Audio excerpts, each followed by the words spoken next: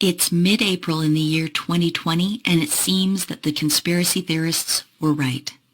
There would come a day when we would see a one-world order, a one-world government, a global authority, a top-down control system that would divide the spoils of the entire planet amongst itself and use the people of the world in whatever fashion they pleased.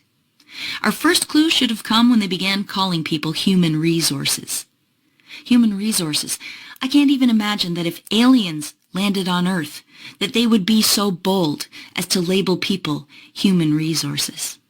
It's obvious when you really stop to think about it. For decades upon decades, the would-be overlords of this one-world order tricked us with their fancy suits, with their double speak and their smiling, glad-handing, and their soothing tone of voice, their understanding of human nature.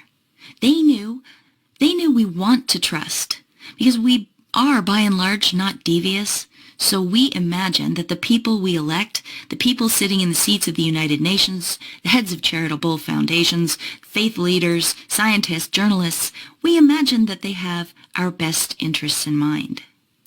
Haven't we assured ourselves over and over again that surely monstrous plans on a grand scale could never succeed because good people would speak out about them, good people would fight back against them?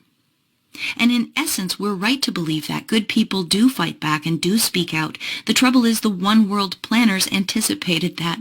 Of course they did. And the first things they sought to control were psychiatry, so that they could label people crazy, and the news media, so that they could get the public to fight against the people who were fighting against the evil in the system. It's worked like a charm. And in some ways it is a charm. It's a magic spell. Be taking off in 3 minutes. Mr. Chambers! Mr. Chambers! Don't get on that ship! Rest of the book! To serve man, it's a cookbook!